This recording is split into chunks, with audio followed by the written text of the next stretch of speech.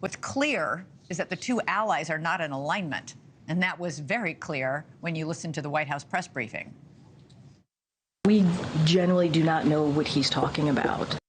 They genuinely have no idea what Netanyahu's talking about. So does Netanyahu have a point? U.S. officials insist that weapons shipments to Israel are moving right along, normally, as there's no holdup, they say. Since October 7th, in fact, the United States has sent Israel more than 100 shipments of military aid, including tens of thousands of weapons, from bombs and rockets to military rifles and handguns. The U.S. has given Israel more than $12 billion in military aid since October 7th. However, the U.S. did pause a shipment of bombs to Israel last month. They were the massive 2,000-pound bombs that Israel has been dropping all over Gaza and that many say have killed tens of thousands of civilians. All right, let's get reaction to what's going on. Joining us now is Massachusetts Democratic Congressman Jake Auchincloss, who supports unconditional aid for Israel. Congressman, by all accounts, the Biden administration is furious. What is Netanyahu talking about in this video message? They're right to be furious. Joe Biden is the strongest pro-Israel president since Harry Truman. He set foot on Israeli territory right after October 7th to physically embrace Benjamin Netanyahu, and this is the return that he gets. Benjamin Netanyahu is being disingenuous and dangerous by peddling these mistruths, and he's further isolating himself. You had mentioned earlier, Elizabeth, that the United States and Israel seem to be out of alignment. I would respectfully disagree. Actually, I think the two countries are in alignment. It's just Netanyahu who's out of step with everybody else. You've got the war cabinet who agree with Joe Biden. You have Ehud Barak, former Israeli prime minister. He agrees with Joe Biden. You got the Israeli public agrees with Joe Biden. You got Republicans and Democrats in Congress who largely agree with Joe Biden's strategy.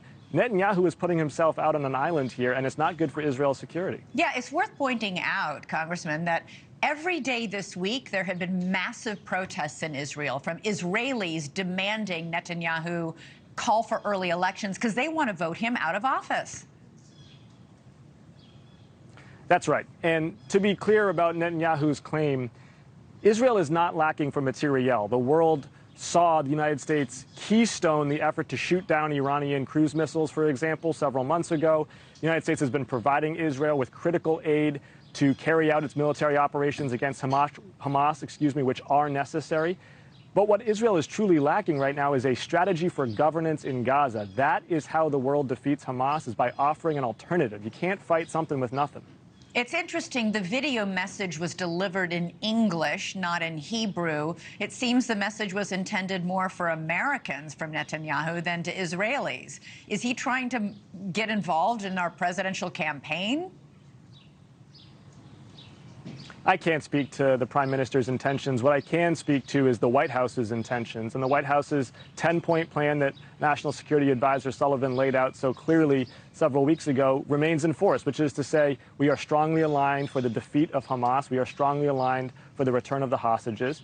But we are pressing the Israeli Security Cabinet to make an alternative governance model to Hamas the primary means by which Hamas is defeated, because ultimately the 2 million people in Gaza are desperate for something besides Hamas, which has immiserated them for 15 years. Right. But unless a Palestinian-led effort to offer that alternative is put on the table, Hamas can't be defeated. Yeah, by the way, there was just a video that emerged yesterday of Hamas murdering 3 Palestinians in Gaza who dared to go online and criticize Hamas. So that's Hamas freedom of speech and justice for you. I was very struck in this video, Congressman, when Netanyahu actually compared himself to Winston Churchill, who begged the United States for weapons to fight the Nazis before America entered World War II. In the video, Netanyahu says, quote, Churchill told the U.S. to give us the tools. We'll do the job. I say, give us the tools and we'll finish the job a lot faster.